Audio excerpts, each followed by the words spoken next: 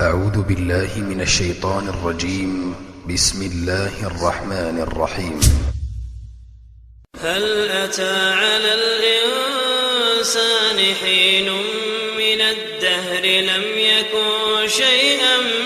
مذكورا إنا خلقنا الإنسان من نطفة أمشاج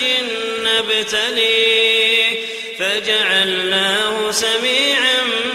بصيرا إنا هديناه السبيل إما شاكرا وإما كفورا إنا أعتدنا للكافرين سلاسل وأغلالا وسعيرا إن الأبرار يشربون من كأس كان مزاجها كافورا عينا يشرب بها عباد الله يفجرونها تفجيرا يوفون بالنذر ويخافون يوما كان شره مستطيرا ويطعمون الطعام على حبه مسكينا ويتيما وأسيرا إنما نطعمكم لوجه الله لا نريد منكم جزاء ولا شكورا إنا نخاف من ربنا يوما عبوسا قمطريرا فوقاهم الله شر ذلك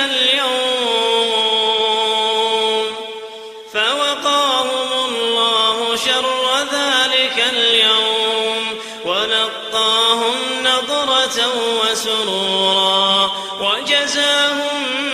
بما صبروا جنة وحريرا متكئين فيها على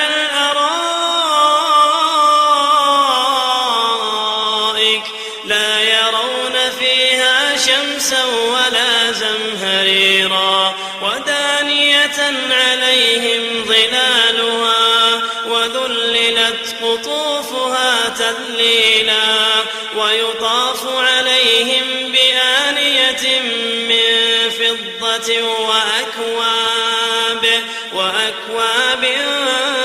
كانت قوارير من فضة قدروها تقديرا ويسقون فيها كأسا كان مزاجها زنجبيلا عينا فيها تسمى سلسبيلا ويطوف عليهم ولدان مخلدون إذا رأيتهم حسبتهم لؤلؤا منثورا وإذا رأيت ثم رأيت نعيما وملكا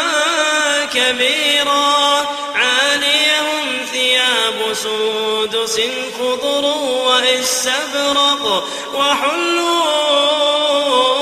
أساور من فضة وسقاهم ربهم شرابا طهورا إن هذا كان لكم جزاء وكان سعيكم مشكورا إنا نحن نزلنا عليك القرآن تنزيلا فاصبر لحكم ربك ولا تطع منهم آثما أو كفورا واذكر اسم ربك بكرة وأصيلا ومن الليل فاسجد له وسبحه ليلا طويلا إن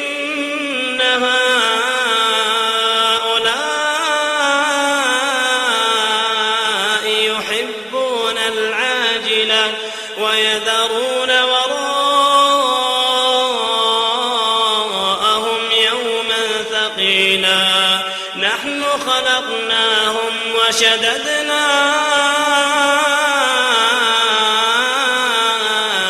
أسرهم وإذا شئنا بدلنا